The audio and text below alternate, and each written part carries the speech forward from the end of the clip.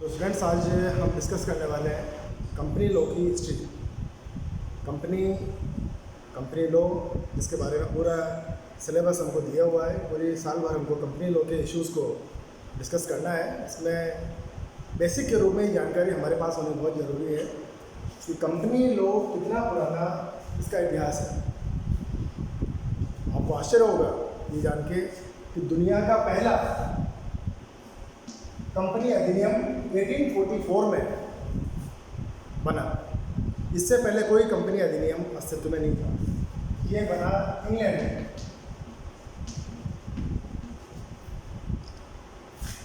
अब कंपनी अधिनियम नहीं था तो क्या कंपनियां नहीं बनती थी? हम लोग इंडियन है और हमारी इंडियन हिस्ट्री में आप देखें तो एक एग्जाम्पल आता है ईस्ट इंडिया कंपनी।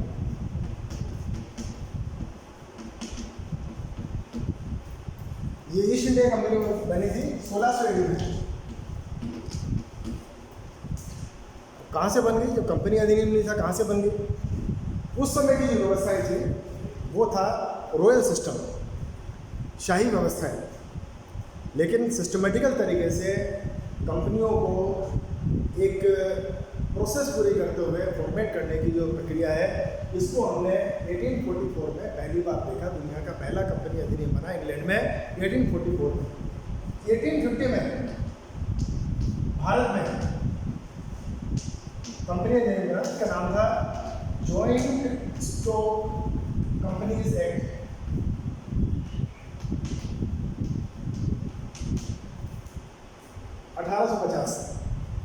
अब आप और हम सब इस बात को जानते हैं, भारत के ऊपर इस समय 1850 में ब्रिटिश डोमिनेशन था। अंग्रेज़ों की सरकार यहाँ पर थी। तो जनरली होता ये था कि अंग्रेज जो भी नियम अपने यहाँ बनाते थे, भारत उनको अपनी योजना उसके रूप में उनका वैसे के वैसे इम्प्लीमेंटेशन हो जाया करता था। तो भारत में 1850 में बना जॉइंट स्टॉक कंपनीज एक्ट। अधिनियम तो बन गया, लेकिन एक बहुत बड़ा लेखना इसमें रहा, और वो लेखना था लिमिटेड लायबिलिटी।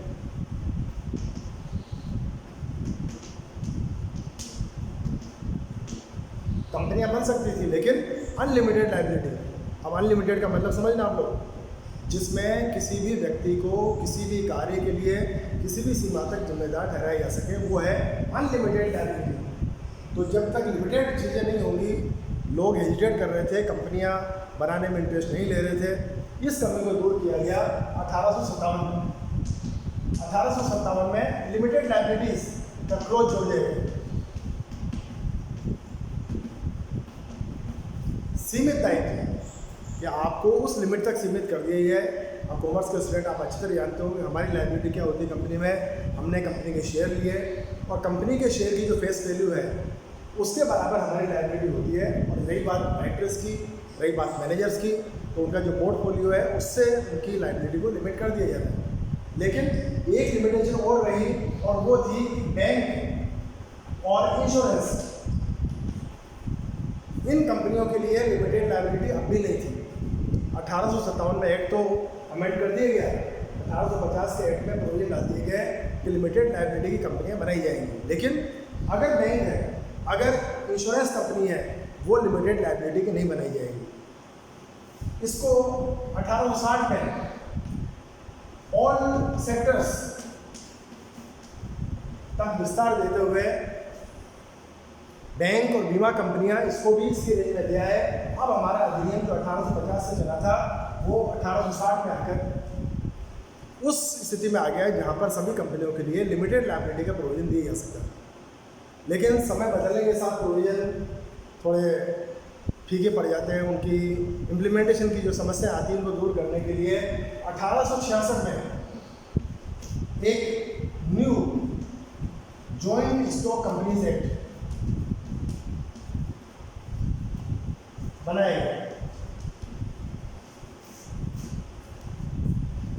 जिसमें अब तक की जो अमेंडमेंट है सबको शामिल करते हुए अपडेट पोजीशन क्या हो सकती है वो डालने का प्रयास किया गया।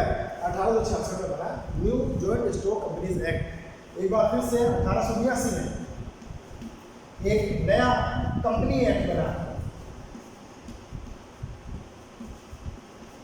अब 1866 से 1882 में तो 16 साल का पीरियड रहा। उसमें जो जो समस्या आती है अगर अमेंडमेंट हो सकता है तो अमेंडमेंट करते चले जाते हैं। अल्टीमेटली लगता है कि आज के समय में वो रेलिवेंट नहीं है, तो नया एक्ट बना देगा 1882। इसके बाद में फिर से 1913 में एक नया कंपनी अधिनियम इंडिया में लागू किया गया, जो चला 1956 तक। 1956 में जो एक्ट रहा, ये सबसे लंबे समय तक अस्तित्व में रहा। इसको रिप्लेस किया एक्ट ने 2013 में। आपके सिलेबस में जो बातें हैं वो हैं 2013 में बनाया गया या लागू किया गया नया कंपनी अधिनियम। उससे पहले 1956 का एक्ट हमारे अस्तित्व में था। तो 56 की बात करें, लगभग 50 साल के पीरियड तक वो एग्जिस्टेंस में रहा, जिसके आधार पर कंपनियों का फॉर्मेशन, कंपनियों का मैनेजमेंट, कंपनियों का सारा संचालन और कंपनियों का वाइंडिंग का प्रोसेस इस अधिनियम के तहत चलती रही। अब 2013 जितने आज के समय में क्रांतिकारी परिवर्तन हो रहे हैं फाइनेंस सेक्टर में, कॉर्पोरेट सेक्टर में, इन सबको शामिल करते हुए प्रैक्टिकल चीज़ों के साथ 2013 का अधिनियम हमको दिया गया है। तो आपके इस साल के सिलेबस में जो company law and secretary practice आप पढ़ने वाले हैं, इसमें 2013 में जो अधिनियम बना, अब इसमें देख लें 470 धाराएँ हैं। पूरा विस्तार इस अधिनियम का है। इस अधिनियम में 470 धाराएँ हैं और 7 अनुसूचियाँ हैं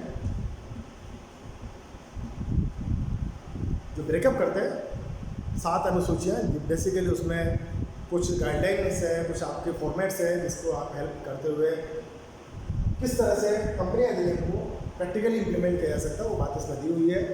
तो ये हमारा, अच्छा 1956 के अधिनियम की बात कर लें तो इसमें 658 धाराएँ थी और 14 अनुसूचियाँ, और इतना बड़ा विशाल स्ट्रक्चर लेते हुए हमारा जो 1956 का अधिनियम था, ये दुनिया का सबसे बड़ा कंपनी अधिनियम में पड़ेगा, सबसे विशाल कंपनी अधिनियम था। खैर वो बात अब आउटडेटेड है। 1956 का अधिनियम अब खत्म हो चुका है, हम 2020 में चल रहे हैं और 2013 से नया अधिनियम हमको दिया हुआ है। तो इस अधिनियम की 470 धाराओं में से किस धारा को किस रूप में हमारे कोर्स के लिए हमको काम में लेना है, इसके लिए प्रैक्टिकल अप्रोच पर रखेंगे। और जिस तरह की इसका स्ट्रक्चर है, मैं पहले भी कह चुका हूँ, इतना प्रैक्टिकल हमारा पेपर है कि इसमें अगर आप जिस तरह से गाइडेंस आपको दी जाए उसको फॉलो करते हैं तो ये हमारे प्रैक्टिकल पेपर्स की तरह नंबर देते हैं। हमारे पास्ट जो ऑफिस रिकॉर्ड देखे जा सकते हैं उसमें 80, 85 तक मार्क्स भी आए हुए हैं, कंपनी लॉ में आए हुए हैं। तो ये कंपनी लॉ खाली वर्ड के रूप में आपको समस्या दे सकता है, otherwise user friendly, handle with care ऐसा अधिनियम है जिसके बिल्कुल आसान तरीके से इसका इम्प्लीमेंटेशन करने के बारे में बात या व्याख्या करने के बारे में बात, और किस तरह का फॉर्मेट करना है, किस तरह के आपको आंसर को स्ट्रक्चर करना है, वो बातें हम इसके बाद डिस्कस करते हैं। तो आज केवल इतना कि हमारा कंपनी अधिनियम कहाँ से चला।